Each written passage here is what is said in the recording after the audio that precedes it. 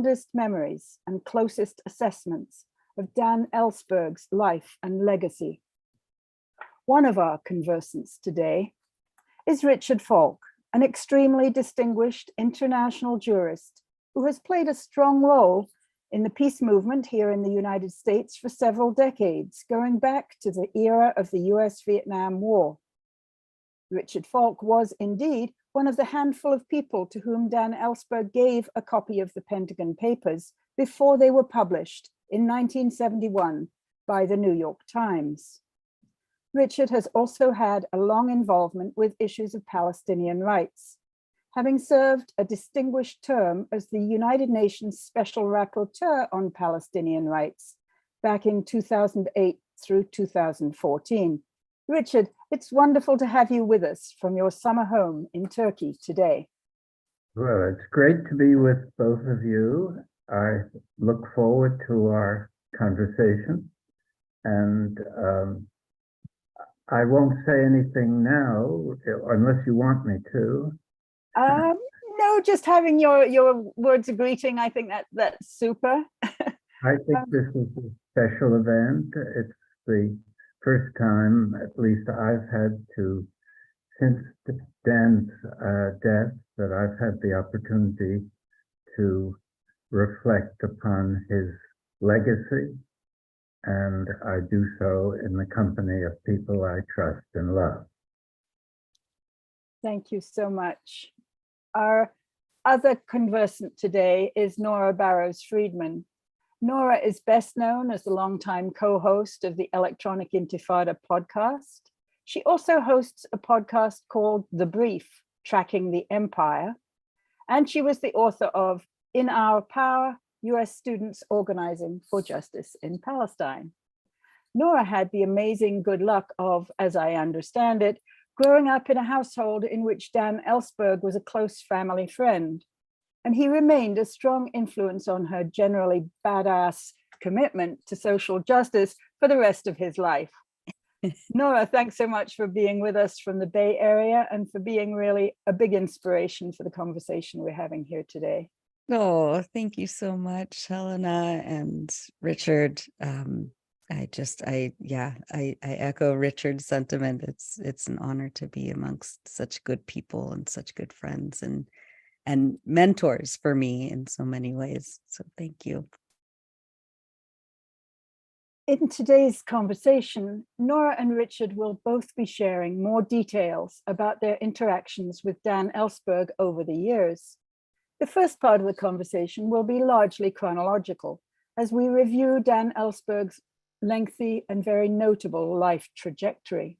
Then, around halfway through, we'll start unpacking some of the relevance of the lessons Dan taught us as we look at the situation today in the United States, in the corporate media in this country, and regarding the war in Ukraine.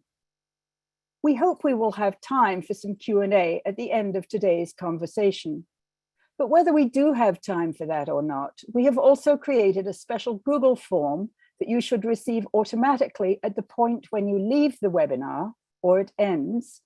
And on that form, we invite you to share any memories, observations, or reflections you might have about the life and legacy of Dan Ellsberg, so that later we might, with your permission, add them to some kind of a public tribute board that we'll be posting on our website.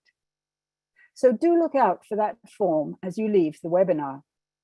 If you'd like to submit a question to the Q&A, please do so through the Q&A button at the bottom of your screen.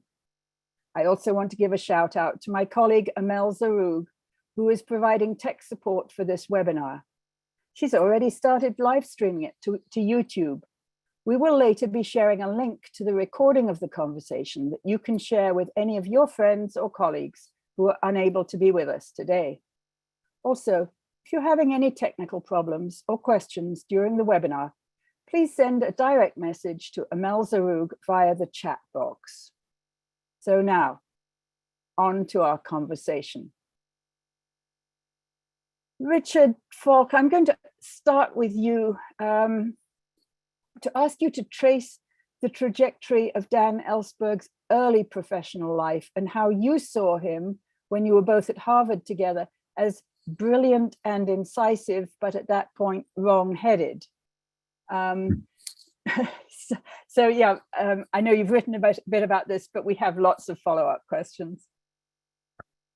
Good. No, I've thought about it too. I mean, it was a strange meeting because we had a common friend who was a journalist who thought we should know each other, and organized this little informal dinner party in which we got along terribly.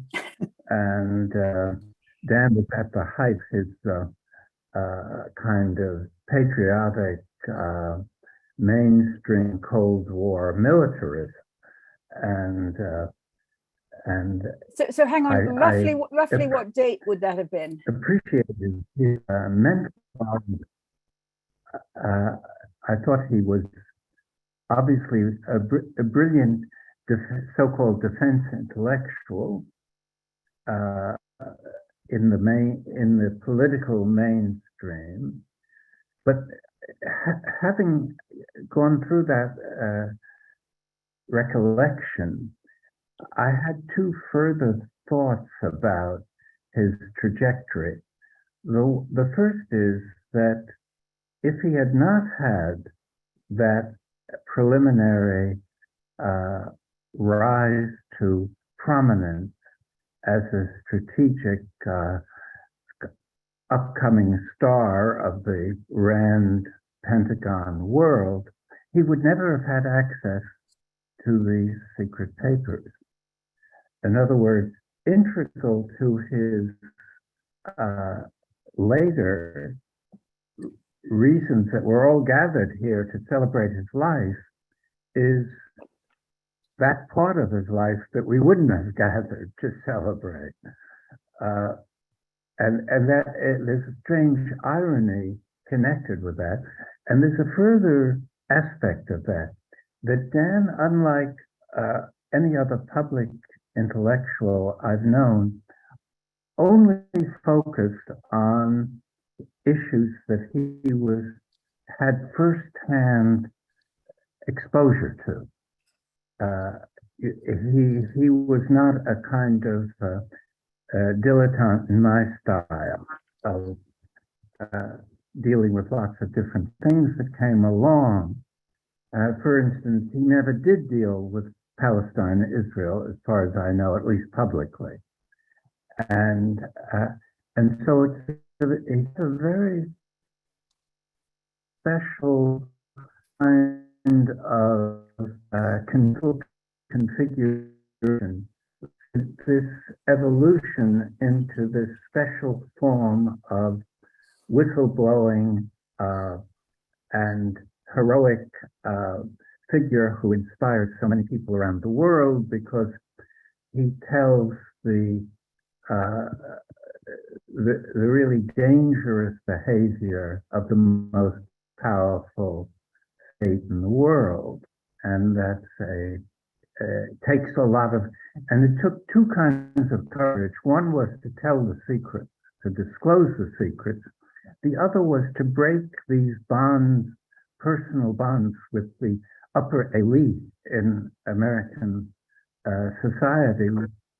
Even people who changed their minds, and I've known a few of them over the years, they're very reluctant to publicly burn their bridges. But Dan was willing to, once he saw, and let me finally say that one of the things that impressed me at that dinner, even though we disagreed, was that he exuded a sense of moral certitude, and that he projected this image that I'm doing the right thing. And I think that pervaded his life until the very end. That kind of moral certitude that was formed in his mainstream militarist patriotic phase served quite different purposes for the bulk of his life. And so he's a fascinating figure to take account of, in addition to celebrating his legacy. Yeah, interesting. I guess I saw an interview with him on Democracy Now! Recently, in which he spoke about the kind of the special bond among people who are the keepers of the utmost secrets. And you know, how they look down on people who don't have those kind of top secret clearances. So this speaks to what you were talking about, Richard, that he was prepared to break those bonds. And actually, in his memoir, Secrets, he talked about how when he first encountered Henry Kissinger, who was sort of newer to the secrets confrérie than he was, that he took Kissinger aside and said, "You're going to learn all these things." It was quite a sweet little vignette of his welcoming Kissinger into the coterie of the secret holders. But obviously, you know, something happened, and this to me is very interesting. Something happened around 1969, 68, 69. First of all, as a, you know, well-respected defense intellectual, obviously he'd been having a lot of doubts, but not voicing them. But he went to two conferences in 69. One was at Princeton, co-hosted by the Woodrow Wilson School, which I'm sure has been renamed in the last year or so, the Woodrow Wilson School and the American Friends Service Committee. And then the second one was at Haverford College. I was the co-chair of that committee, that conference. With the one at Princeton? Yes, with Honey Knopf. It was on revolution. And it brought together many of the leading anti-war activists. And Dan told at that meeting how he encountered a Gandhian woman who was extremely persuasive to him. But he had several narratives for his transformation. This was just one of them. Interesting. He wrote in his memoir Secrets how this Gandhian woman whose name was Janaki something, how she had said to him, you know, in our culture, we don't have the need to have an enemy.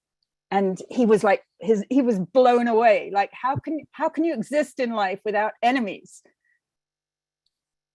So then he went to a follow-up conference at Haverford College, which is a Quaker college. And this time it was the War Resisters League that was holding the conference. And he met somebody called Randy Kula, I think, who announced proudly that he was going to go to jail for draft resistance. And that this was, I mean, the way he told it, and maybe, as you said, Richard, he had a lot of conversion narratives, different aspects of the same thing, but he heard Randy Kula speak, and then he went and he sat in the men's room at Haverford and sat slumped on the floor sobbing for an hour. So you know, it must have been huge for him. So what kind of outreach did you have with him through this conversion period that led up also to him sharing the Pentagon Papers with you, Richard?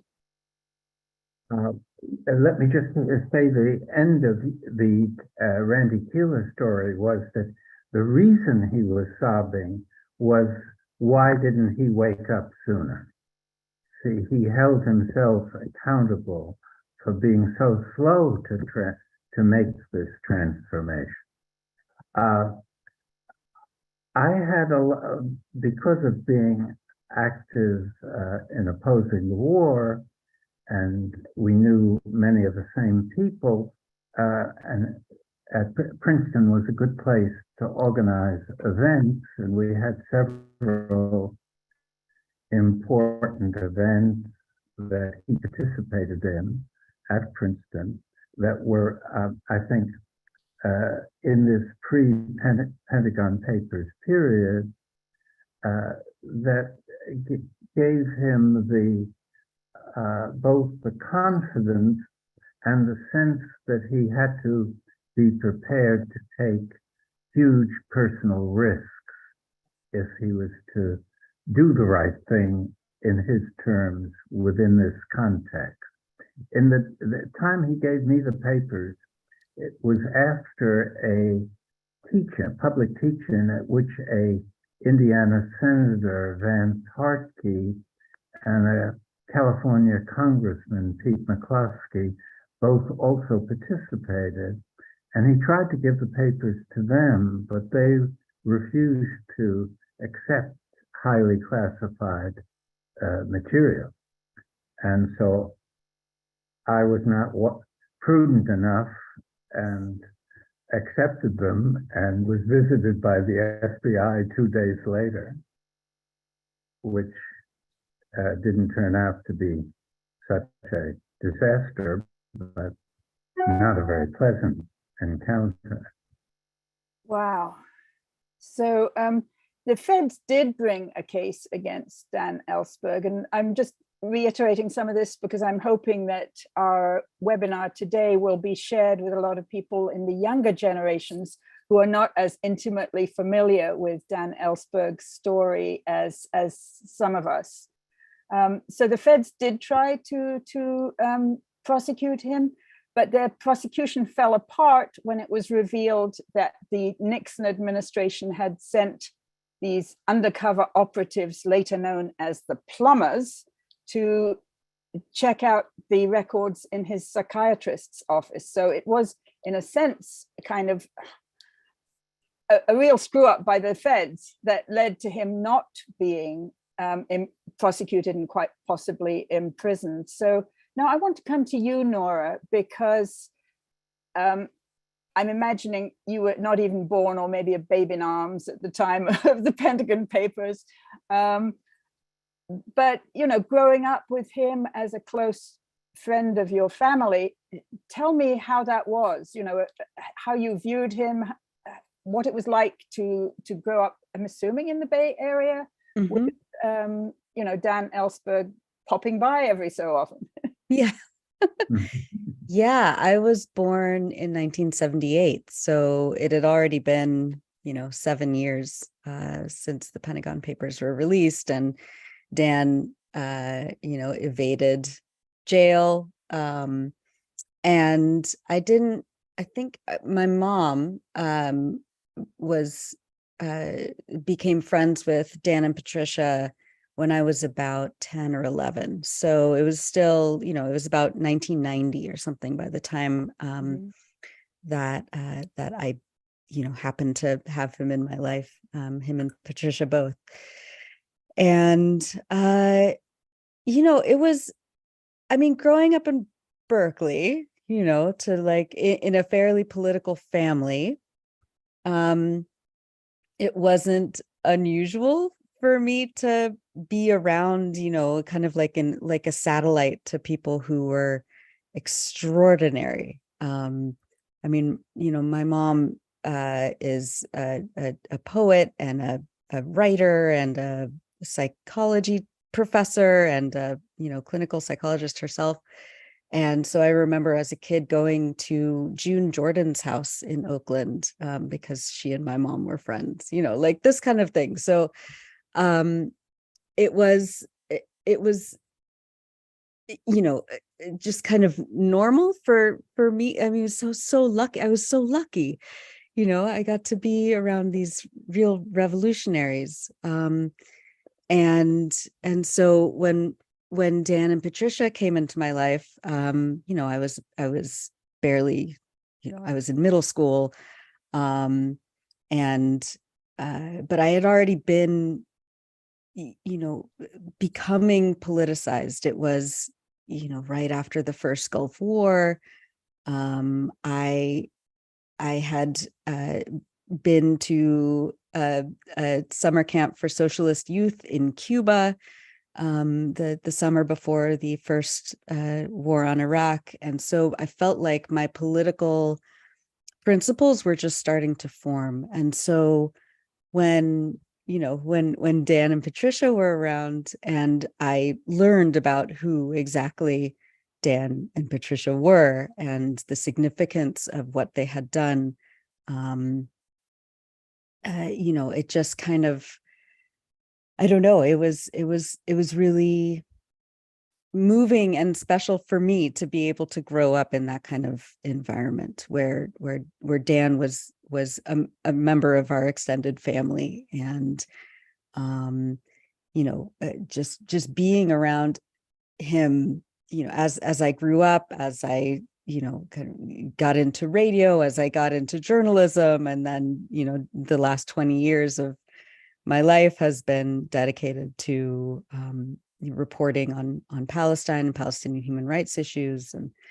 And just having him as this constant presence of someone who had the courage and the confidence to do what he did. Like he didn't just talk about what he did in 1971. It was like he was constantly out there. He was constantly willing to get arrested again and again and again, to as part of his like Richard said, his values, his moral compass, to stop war, to stop nuclear arms proliferation, to keep being this voice of courage and a mentor to other whistleblowers. He was one of the strongest voices of defense for Chelsea Manning, for Julian Assange, for Ed Snowden. He really was. I know that Snowden has talked about how Dan was a mentor for him, and it was he just never stopped. He was never content just to take a break from it all, and until his last days, he was still talking about how he wanted more information on the kinds of F-16 fighter jets that the U.S. was sending to the Ukrainian military. He was like, he needed to keep going and to keep talking about the insanity of war. And that was just who he was. And so it was like this, really extraordinary way to grow up, and even though Dan didn't focus on Palestine in his work, he was absolutely right there with me and with Richard, in terms of his values and his principles. And it was there's so much gratitude that I have for him, to be able to have been a kid, and then a teenager, a young adult, and now I'm in my mid-40s, knowing Dan, as long as I did. Wow, thank you so much for sharing that. I'm going to go back to like the kind of the formal aspects of Dan Ellsberg's work a while, because he did publish this 2003 memoir called Secrets that I think is a great read. But to me, the most important book was the 2018 book, The Doomsday Machine, which was a sort of a recreation of everything that he had learned during his time at RAND. And the RAND Corporation has always been this kind of strange, what the British call a quango, a quasi non-governmental organization, maybe more governmental than non-governmental, but it was founded by the Air Force. But they do sort of intellectual work, and he had gathered a lot of materials, both archival materials and his own research on the status of nuclear readiness, particularly in the in East Asia and the Asian Pacific.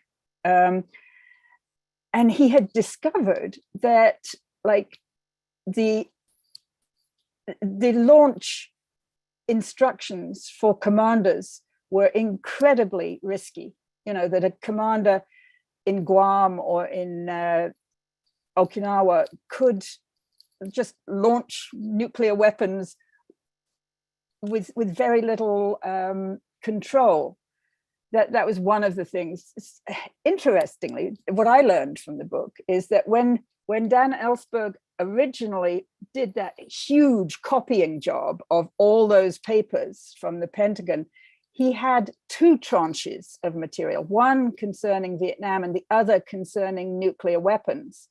And he had to make a decision, which one do I release first? So he released the Vietnam tranche, and then the feds were after him. So he bundled up the second tranche of secret papers, gave them to his brother, and his brother, well, I guess there was some kind of a flood, and his brother lost the whole lot in a flood. So you know, all those materials were lost, which I think is an amazing story. But over the years since then, Dan Ellsberg was able to recreate, including because of a lot of subsequently declassified materials, he was able to recreate, and probably from his own memory, a lot of what he had learned, including both that kind of launch on warning or launch absent warning regime that there was for the commanders in the Asia Pacific, but also regarding the Cuban Missile Crisis. So, I mean, I just think it's really important for people to understand and connect with that aspect of Dan Ellsberg's work, as well as his Vietnam work. Richard, from your perspective, what did you find most compelling about the Doomsday Machine and about you know, Dan Ellsberg's revelations regarding nuclear risks? Well, I think you introduced it very accurately. I think the launch on warning did scare him, and scared him not only for himself, but for humanity as a whole, so to speak. And then my impression was, and I think it's sufficiently developed in the book too, he also was very suspicious of the military people who were ready to wage nuclear war to gain strategic advantage. In other words, he didn't see the real doctrine, the existential doctrine of deterrence as purely defensive, that it had offensive and, in his view, so violative of norms and really of mental stability that, I mean, it was bordering on insane. And that was confirmed, I think, for him in the way in which the Cuban Missile Crisis unfolded, where the military people were all ready to have a confrontation and to initiate violence that would have produced retaliation and fairly quickly escalated to some kind of war. So that I think that he was a kind of guardian at the gates, so to speak, who tried to warn American society and anyone who would listen, essentially, that we had to get out of this nuclear game.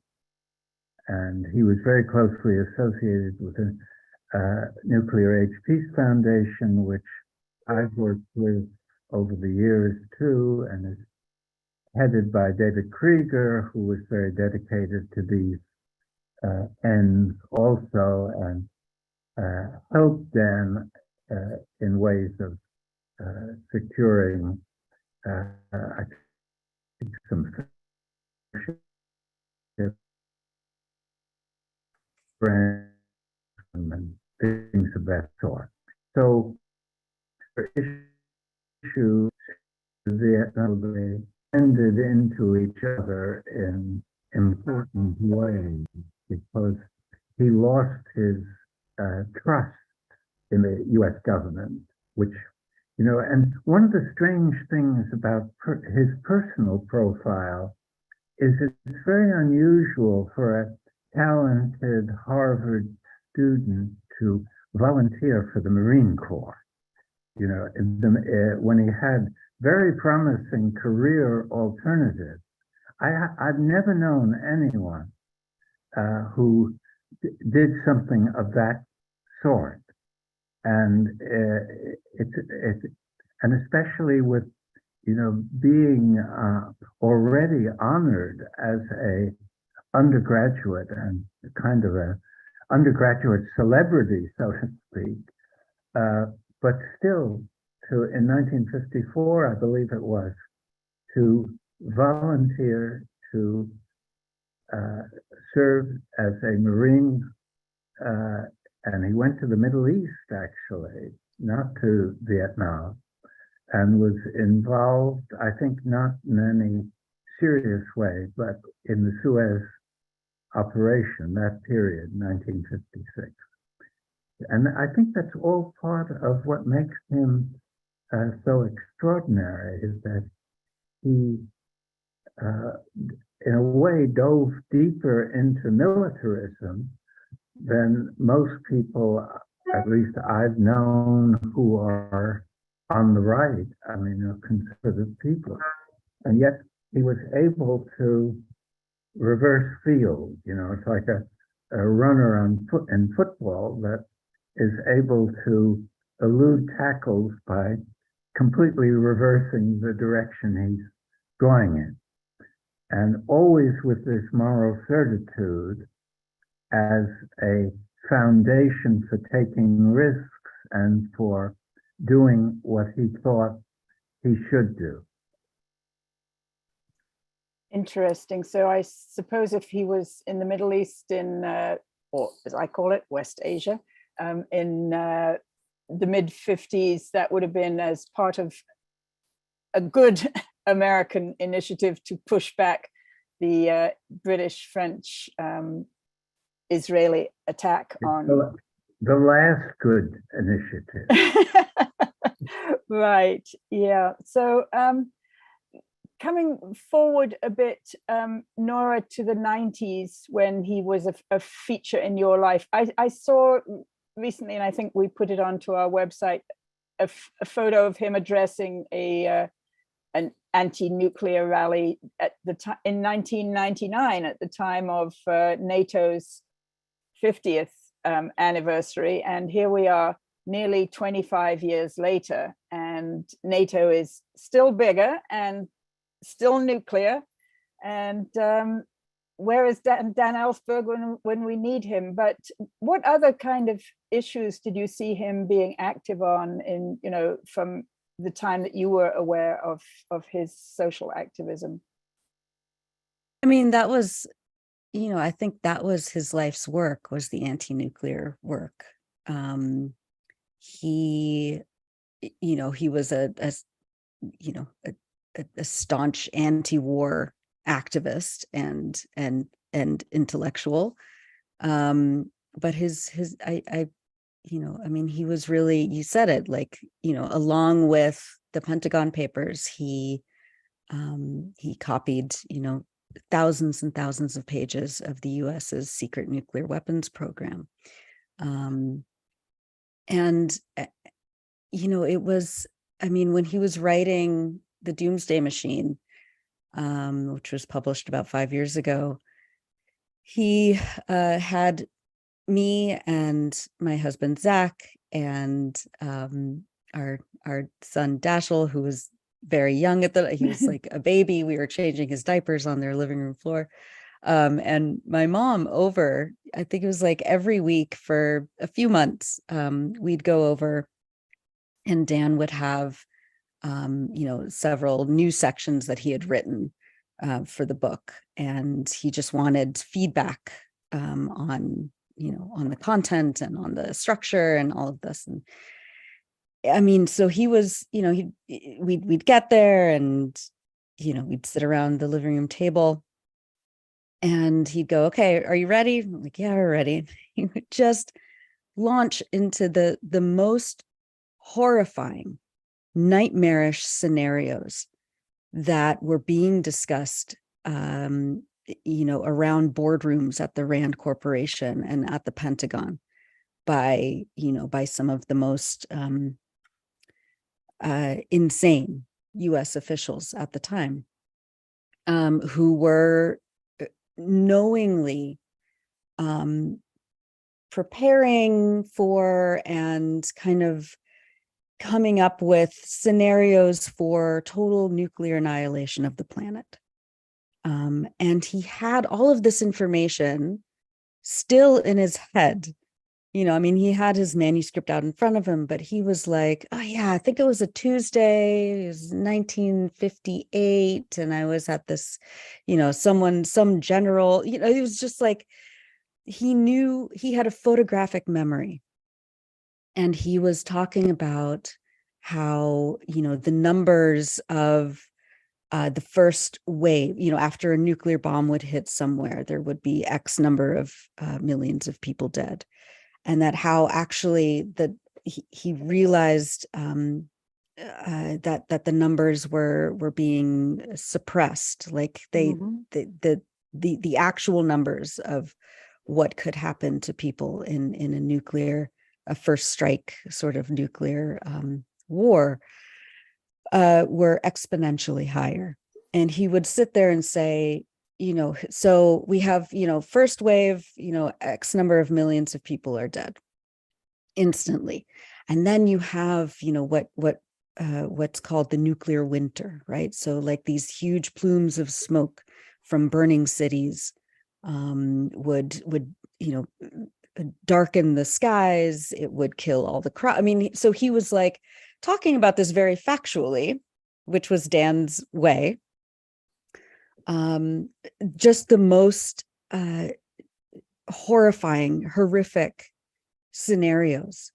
And he was, he was very matter of fact about the dangers, the actual, like literal dangers and of nuclear weapons, and how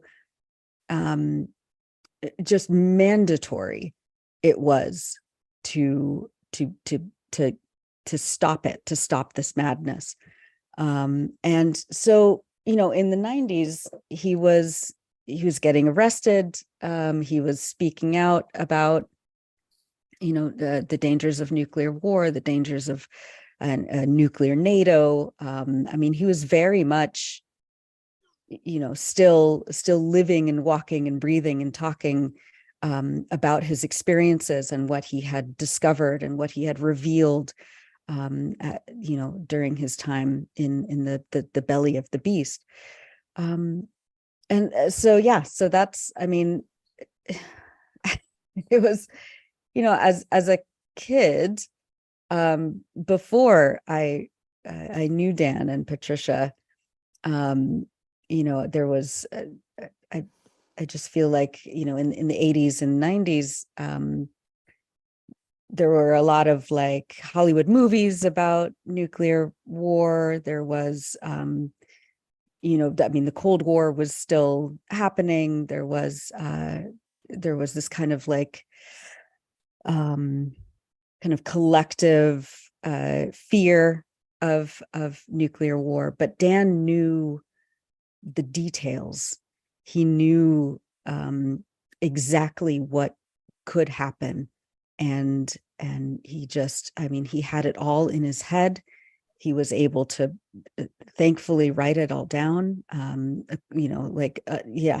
mentioned the documents that he had to give to his brother that were lost. I think they were like in some like industrial compost area, and then it got flooded, and they tried to find the documents, and they were like put in some old oven, like an old stove that was in this like compost area, something like an old junkyard or something, and they were completely lost. But Dan was able to to recreate what he needed from these declassified documents and from his own photographic memory. And I know that it was,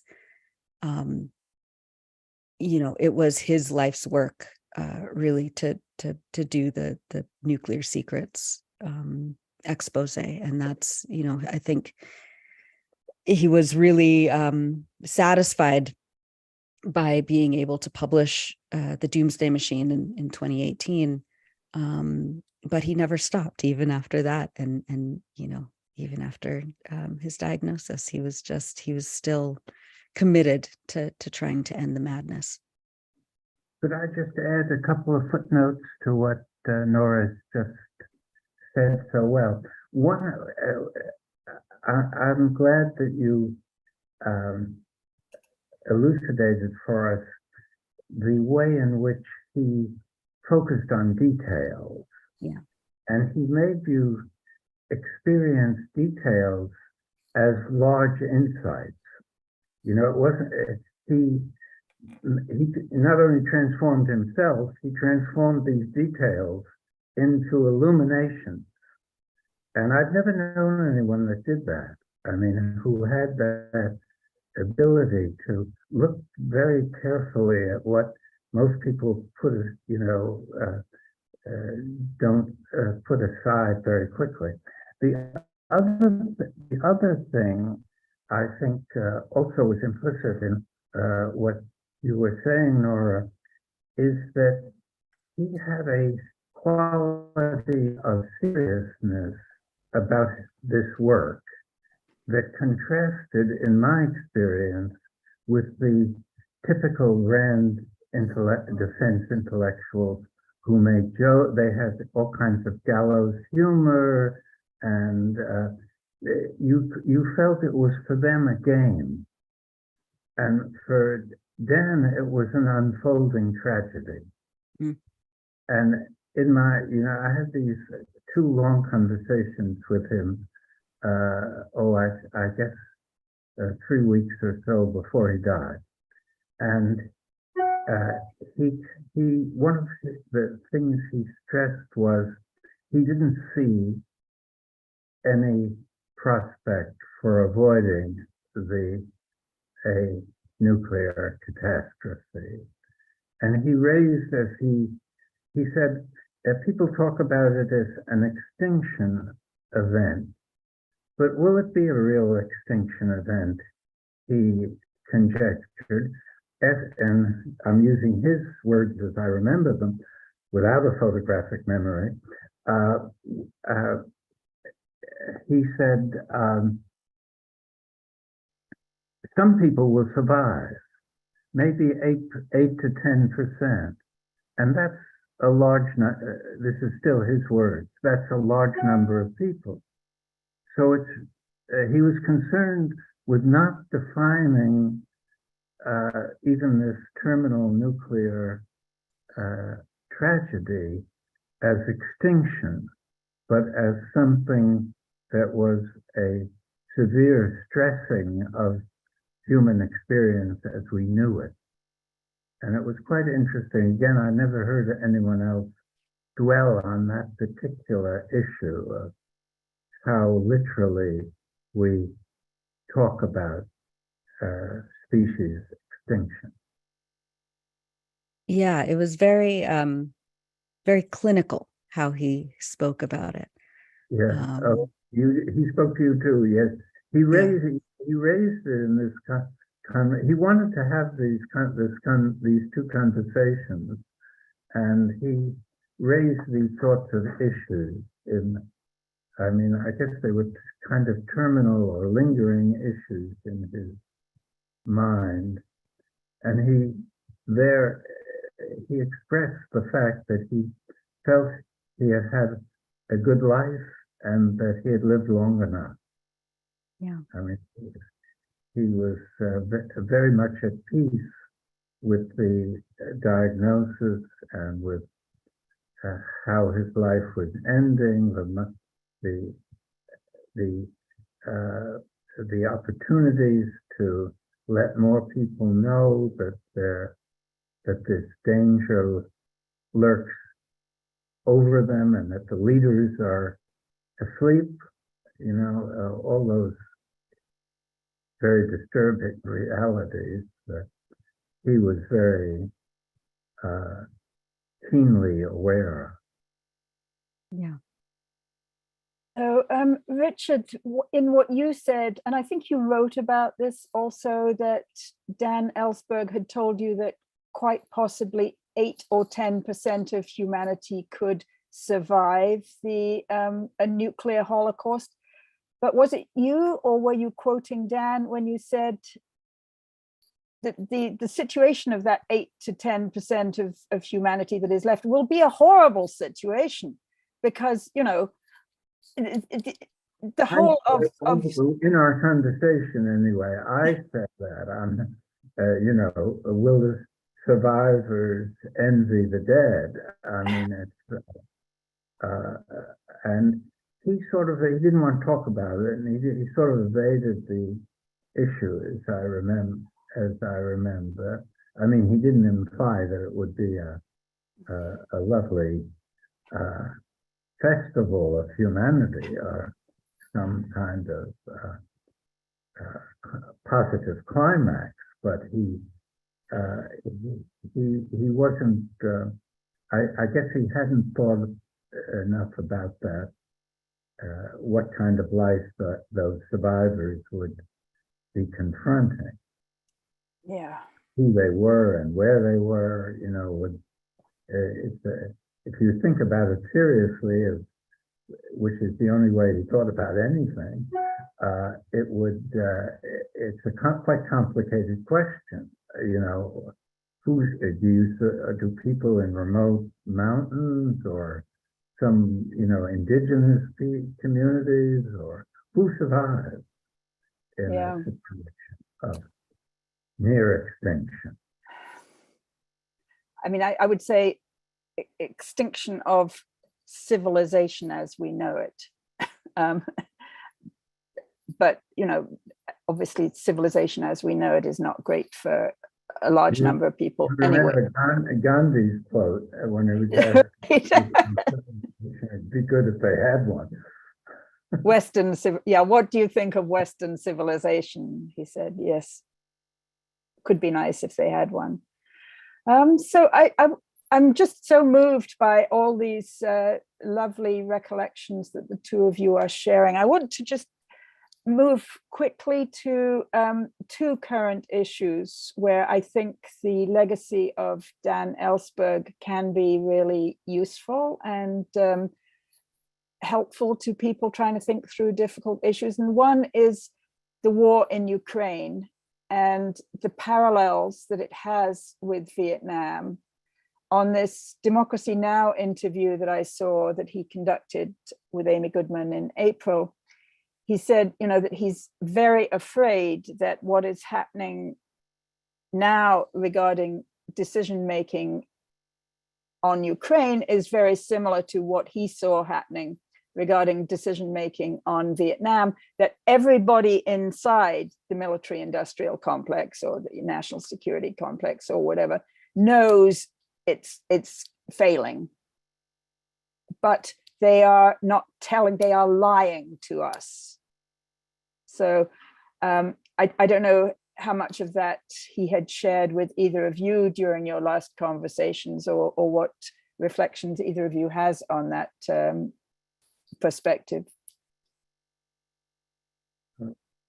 I can say a few words. We didn't talk about Ukraine beyond the sort of bottom line of his feeling that it was that there was a big escalation danger embedded in American policy, and from the outset. But I think his assessment of the Cuban Missile Crisis is also relevant, that one drifts into a situation from which there's no good exit strategy. And I think he felt that was happening in Ukraine, that, and Many people have quoted the JFK statement from his American University talk, where he said, the one thing in the nuclear age you shouldn't do is force a leader of a nuclear country into the choice between surrender and the use of nuclear weapons. And I think Biden was heading in that direction. One feels that he's sort of backing off, but not in a very impressive way, as far as I can tell. Nora, do you have anything that you can share about Dan Ellsberg's views on Ukraine, the Ukraine war? Not really. I mean, we hadn't, because of COVID and everything, we hadn't talked that much since last February, save for, a few times. And those times were spent just hanging out and seeing each other. But I mean, I know that yeah, I mean, I echo what Richard said. And, Dan had said very publicly that, that the US, imperialism and Western imperialism and the use of, that we were skating so horrifyingly close to what he had always warned about. And that it seemed to him that like no one was taking it seriously. And that, the people like Julian Assange, who had done what he had done to expose crimes of this government, in such dangerous circumstances, that he was afraid that whistleblowers for, what was happening now would be afraid to come out. There's this incredible quote. I want to read it. It's, let's see, Richard Becker from the Answer Coalition wrote this wonderful tribute to Dan in Liberation News. And Dan said in a 2018 interview, so long before the Ukraine situation, he said, addressing others in the national security apparatus who are working now and who don't know, who know about this country's criminal actions and being afraid to come forward. Dan said, my message to them is, don't do what I did. Don't wait till the bombs are actually falling or thousands more have died before you do what I wish I had done years earlier in 64 or even 61 on the nuclear issue. And that is, reveal the truth that you know, the dangerous truths that are being withheld by the government at whatever cost to yourself, whatever risk that may take. Consider doing that because a war's worth of lives may be at stake. Or in the case of the two existential crises I'm talking about, the future of humanity is at stake. And I think that was his moral clarity. That was his through line. Wow, that's a powerful quote. Yeah. Thanks for sharing. So you mentioned obviously Julian Assange, and I would like us to quickly assess what has changed specifically with the corporate media in this country between 1971, when the New York Times avidly, published the Pentagon Papers, and then helped Dan Ellsberg to defend himself in the courts and the court of public opinion, and the way the corporate media are treating Julian Assange, who back in the day they used his material about misdeeds in Iraq or elsewhere, but now they are completely silent on the need to free Julian Assange. What has happened? Oh, Richard, go first. I see. I think part of it's not so much what has happened, but who was Dan Ellsberg and who is Julian Assange? And Dan Ellsberg came from the most elite possible defense intellectual background. And he was, it was, and it was a time, you know, Dan didn't, I remember that we had, I wouldn't say disagreements, but we had discussions. He had these great faith that if the American people were exposed to these Pentagon Papers, they would turn very quickly and abruptly against their leaders and the lying and I was much more skeptical. I have to admit but it was a time when public opinion was already against the war.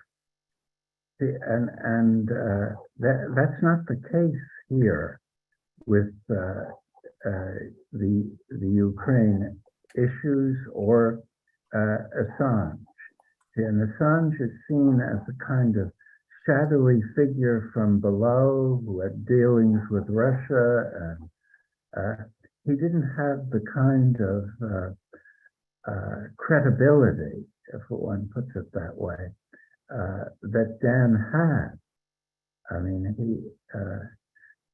he had the maximum credibility you can have as a young American. He was enlisted in the Marines.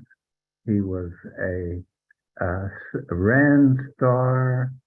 He was a consultant to the most influential people in the country. And when he spoke, you almost had to listen. And when these other, Snowden is the closest.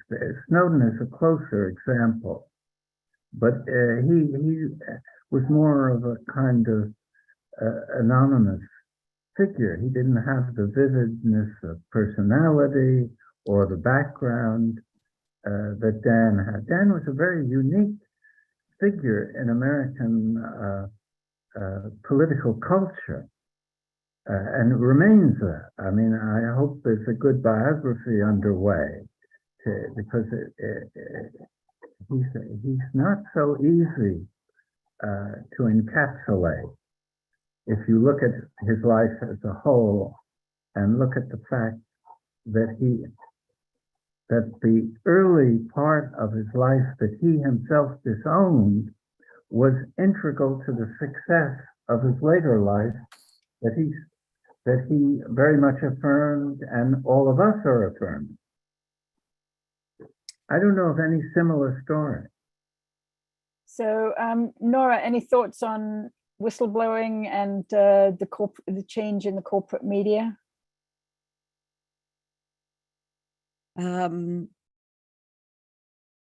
Yeah, I mean, I just want to kind of reflect on something that Richard just said too. Like, I remember Dan saying, you know, he was convinced that when he released the Pentagon Papers, that the rest of American opinion would turn against the war. And, you know, I think that his views on that absolutely changed when he saw, you know, through the rest of the 70s and then the 80s and then the 90s, and then, you know, the war on Iraq, in which, you know, millions of people all around the world tried to stop in the kind of conventional, you know, protest movements, when it was clear that the leaders, you know, didn't care anymore about public opinion, that really they were going to do exactly what they wanted to do, even when there were, you know, throngs of people, you know, former military experts, you know, activists, you know, anybody. Dan Ellsberg himself was saying that, you know, that the war in Iraq was built on, you know, like it was as structurally sound, you know, as like a bowl of noodles, and that we were going there to further Western empire. We were going there to destroy a country, And that no matter how much truth came out about, what was actually happening in Iraq and Afghanistan, of course, that for whatever reason, Americans just didn't care that much. And I think that was really hard for him. I know it was really hard for him. I know that, he was also convinced that if Americans knew the truth about the nuclear weapons program and nuclear proliferation and all the things that he knew by heart so clinically about the threat and the danger of nuclear war, that people would be up in arms, and that didn't happen as well. And so I think the fact that Julian Assange has been languishing in a prison dungeon for so long, simply for exposing, like Dan did, what was, what the aims of Western Empire were, and the war crimes that it was covering up. I think it was really frustrating for Dan.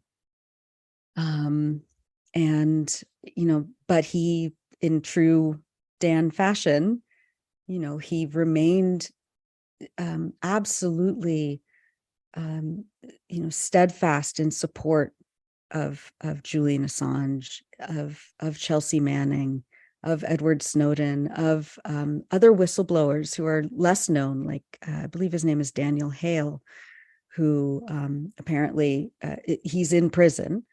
And he put Dan on his, very short list of people who were able to call and have conversations with him in prison. And I think they were talking, every week, pretty much until the last couple of weeks of Dan's life. And so even though there was this real, you tear your hair out, like I'm giving you people all of this information, and yet there still is, there's hardly any change in terms of, our ability to get the government and the weapons contractors and the arms makers to stop what they're doing. And it's not happening. I think that he was so invested in cultivating and protecting and defending the next generation of whistleblowers, because that was so important.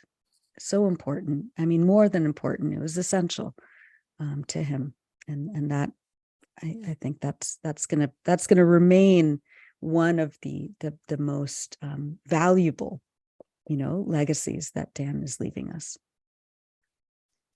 Can I just add one small point, which is that one of the lessons that the establishment learned from the defeat in Vietnam was to depoliticize the citizenry.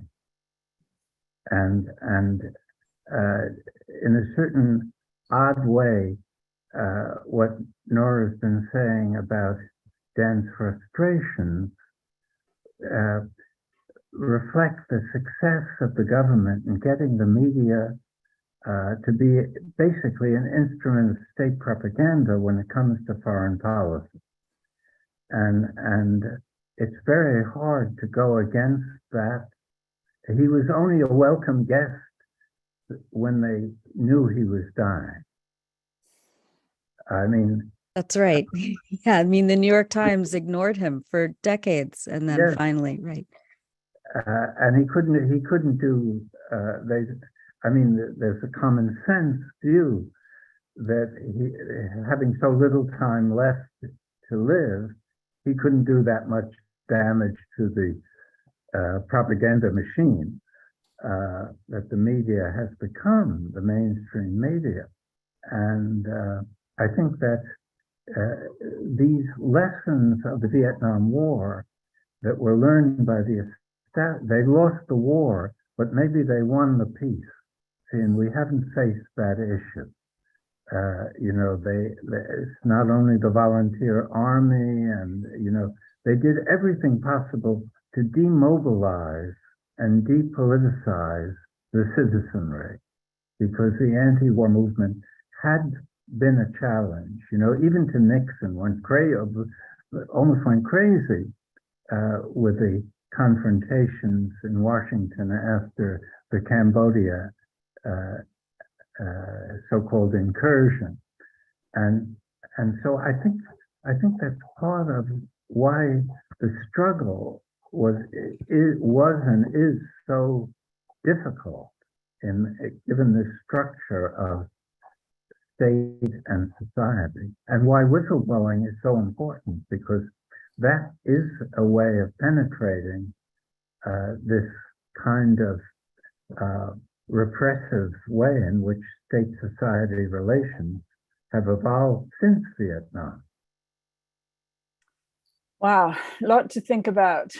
And definitely, I mean, this matter of the state having been able to, in effect, co-opt the corporate media to the extent that it has is a huge part of what we're all dealing with. I'm afraid our time is probably up, although I just wish I were in the same room with Richard and Nora. It's just amazing to have a conversation with Richard in Turkey and with Nora in California and me here in Washington, DC, and with all of you who have been hanging on and every word from our two wonderful board members here.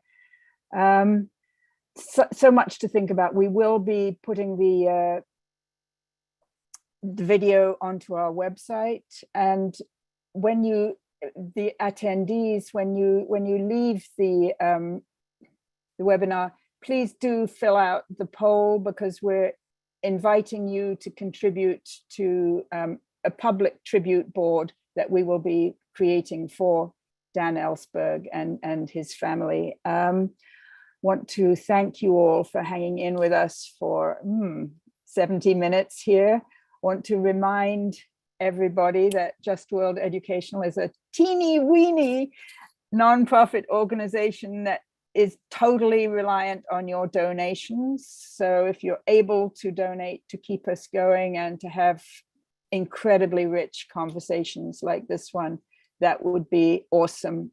Please, you'll find actually the link in the exit poll, the link to donate to us. So first of all, I want to turn to you, Richard Falk, and thank you really very deeply for your super contribution here and everything that you've shared. Well, thank you, Helena. You made it all hang together for us, and I very much benefited from being with Nora and you, and I think in the time we had available, we touched on some of the key aspects of Dan's extraordinary life and legacy. Yeah, thank you, Richard. And you, Nora, I mean, I hate to put you in this spot, but you are our kind of ambassador to the coming generations. So it's just amazing to have your really rich memories of your time with Dan and the effect he had on you and the ways he had you think about the world. So thank you for being with us. Oh, thank you so much. We didn't even get to talk about his other, the other aspects of his personality, like how he was an incredible magician and a pianist, and how much he loved films, and how funny he was, and so all those things. Yeah, I'm so grateful for this opportunity to talk about him and to hear from, I mean, Richard, who's one of my favorite people in the whole world, one of my earliest mentors when I was getting into this whole Palestine reporting career, and has been with me every step of the way. And thank you so much, Helena, for all that you do and for bringing us together to celebrate Dan. Well, clearly we have to have another session and talk about his magic tricks. They were great. And the fact that he shared a birthday with your son Dash, and That's you right. recently had a wonderful birthday party joint for him and for Dash. So Yeah, that was the Did he last time teach we you saw any him. tricks, Nora? What's that?